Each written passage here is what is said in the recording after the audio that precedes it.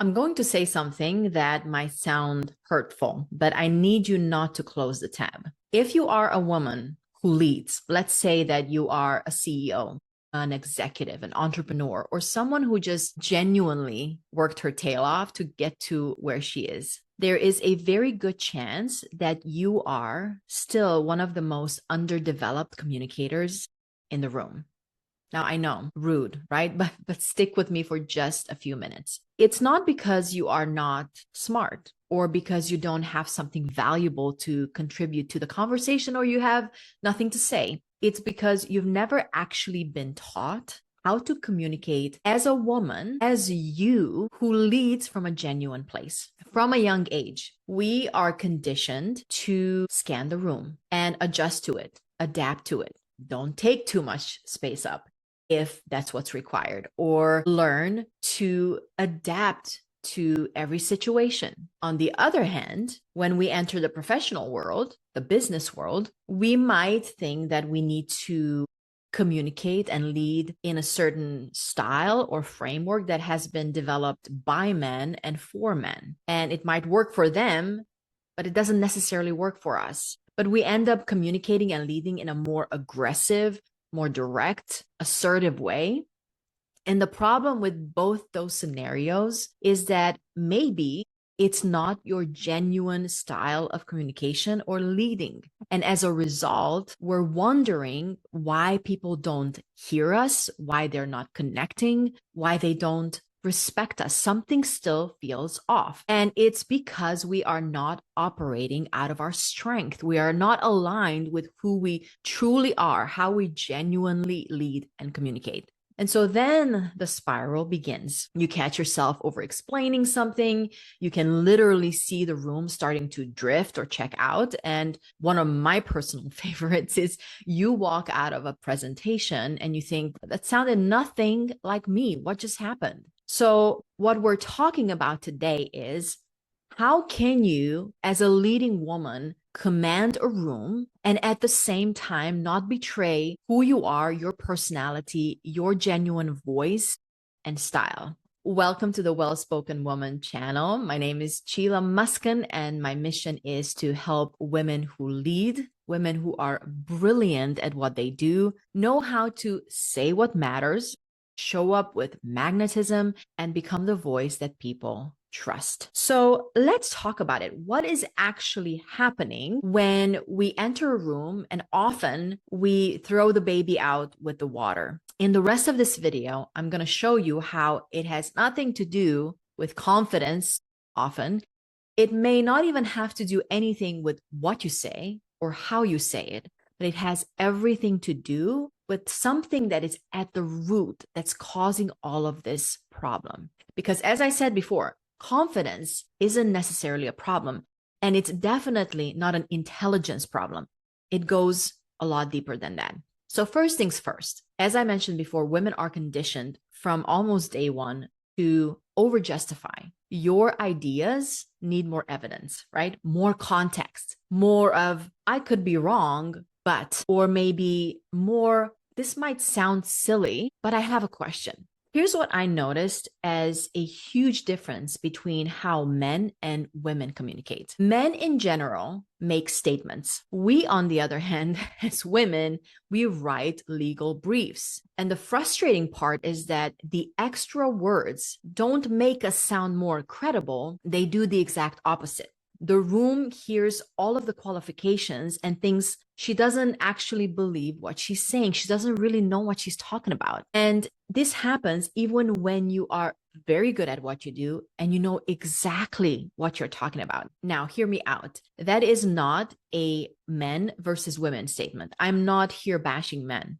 I have some incredible men mentors in my life that I look up to very much. Every gender has incredible people in it.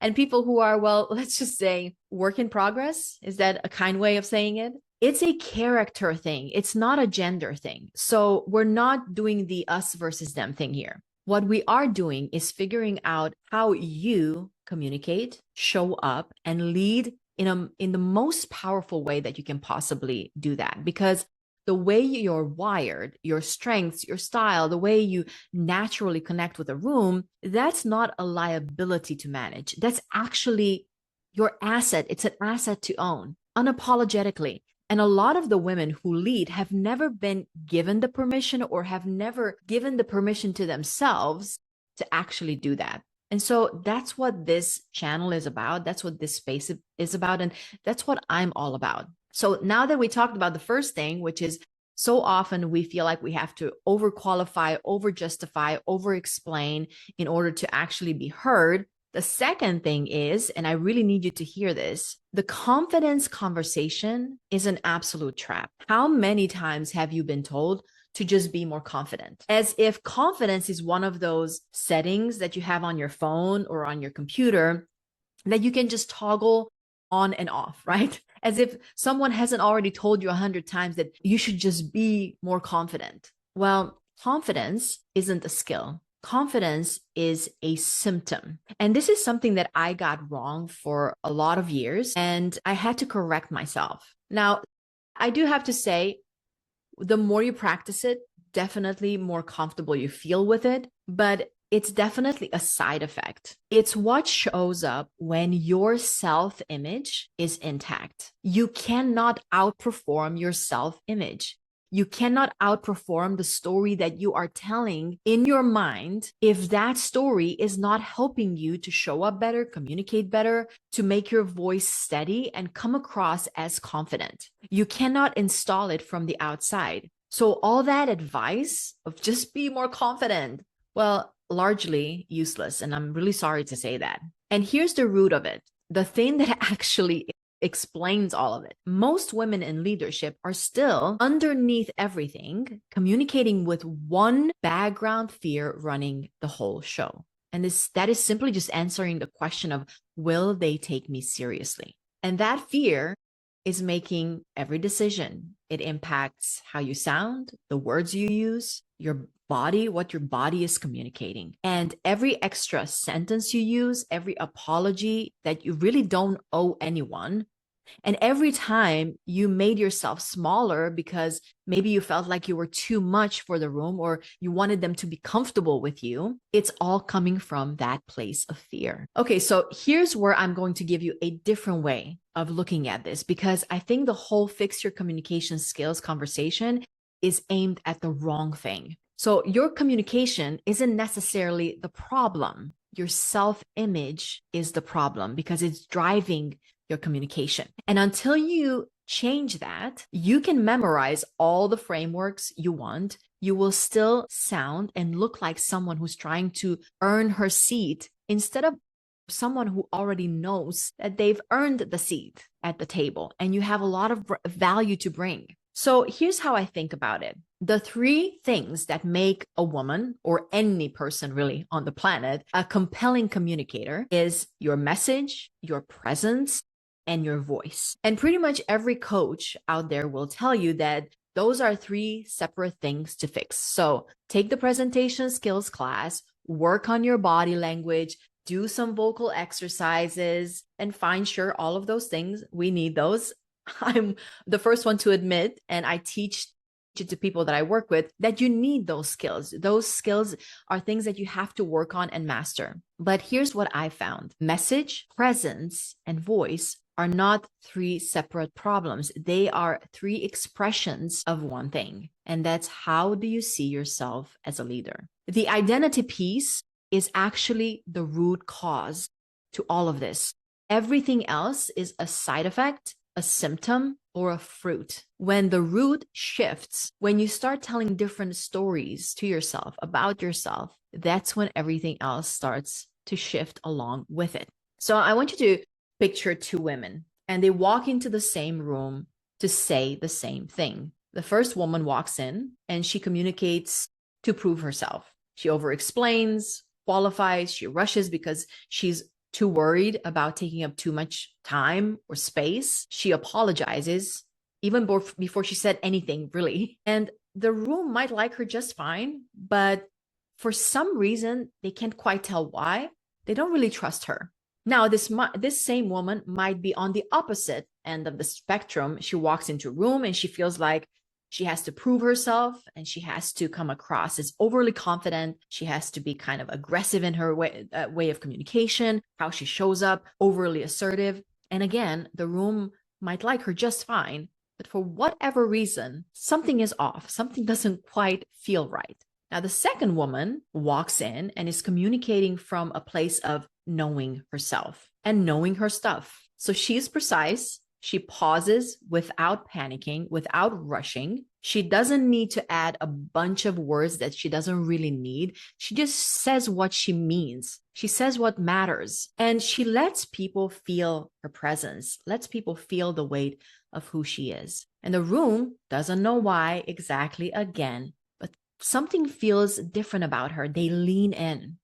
There's something about her that communicates trust and credibility. Now, same information, but completely different experience. The difference isn't skill, it's identity. Because maybe they're both working on their communication skills. Maybe they're both actually really good with body language and voice and their message. But there's that energy piece, that presence, that even though we cannot maybe articulate, it's still very palpable, and people pick up on that. So now that we know what's causing the problem, how do we actually go about fixing it? So I'm going to give you just one thing. So this week, I want you to audit your qualifiers. Your qualifiers are the words you use to apologize for yourself, even before you perhaps said anything. Now, this might sound like something like this. I just want to say quickly, 2 qualifying words in there, just and quickly, right? Oh, I don't want to bother you. Let me just say this quickly,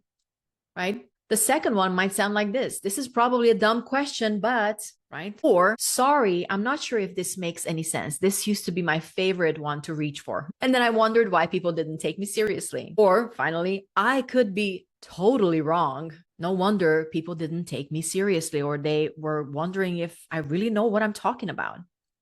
Now, I want to be clear. These aren't filler words. They're not nervous habits.